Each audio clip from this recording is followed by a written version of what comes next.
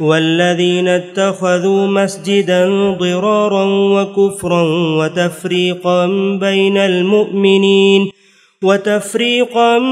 المؤمنين وإرصادا لمن حارب الله ورسوله من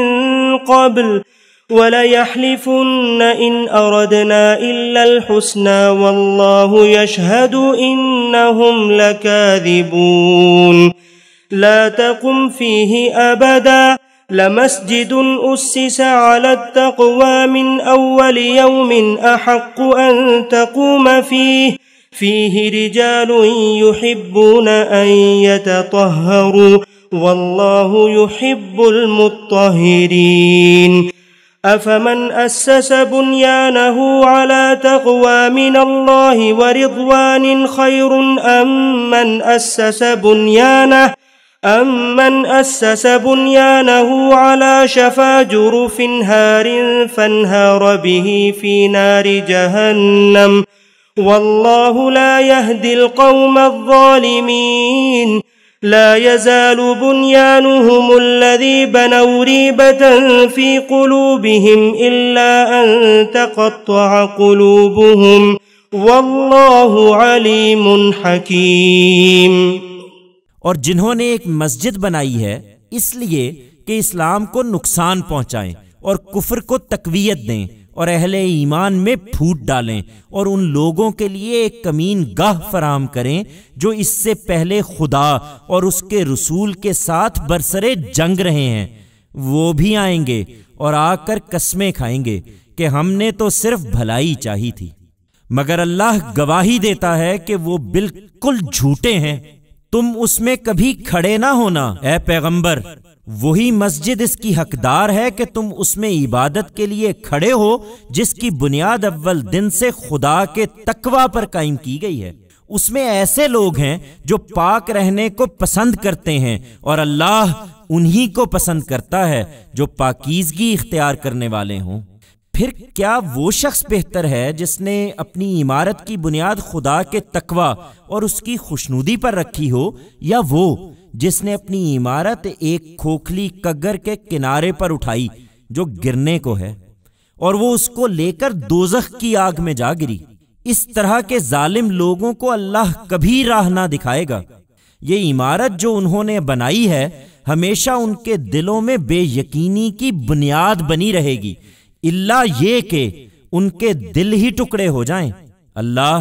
سب کچھ جانتا ہے، وہ بڑی حکمت والا ہے۔ ان اللہ اشترى من المؤمنین انفسهم واموالهم بان لهم الجنة يقاتلون في سبيل الله فيقتلون ويقتلون وعدا عليه حقا في التوراة والإنجيل والقرآن ومن أوفى بعهده من الله فاستبشروا ببيعكم الذي بايعتم به وذلك هو الفوز العظيم التائبون العابدون الحامدون السائحون الراكعون الساجدون الآمرون بالمعروف والناهون عن المنكر والحافظون لحدود الله وبشر المؤمنين۔ حقیقت یہ ہے کہ جو لوگ پیغمبر کے ہاتھ پر بیعت کر کے ایمان لائے ہیں ان کے جان و مال اللہ نے اس وعدے پر ان سے خرید لیے ہیں کہ ان کے بدلے میں وہ ان کو جنت عطا فرمائے گا۔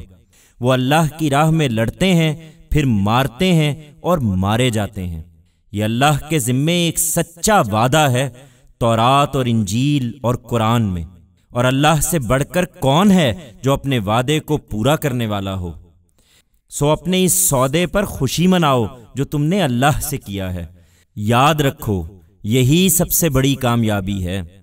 وہ توبہ کرنے والے ہیں، عبادت کرنے والے ہیں، شکر کرنے والے ہیں، خدا کی راہ میں سیاحت کرنے والے ہیں، اس کے آگے رکوع اور سجدہ کرنے والے ہیں، بھلائی کی تلقین کرنے والے ہیں، برائی سے روکنے والے ہیں اور حدود الہی کی حفاظت کرنے والے ہیں۔ وہی سچے مومن ہیں۔ اے پیغمبر اور ان مومنوں کو خوشخبری دے دو۔ ما كان للنبي والذين آمنوا أن يستغفروا للمشركين ولو كانوا أولي قربى من بعد ما تبين لهم أنهم أصحاب الجحيم وما كان استغفار إبراهيم لأبيه إلا عن موعدة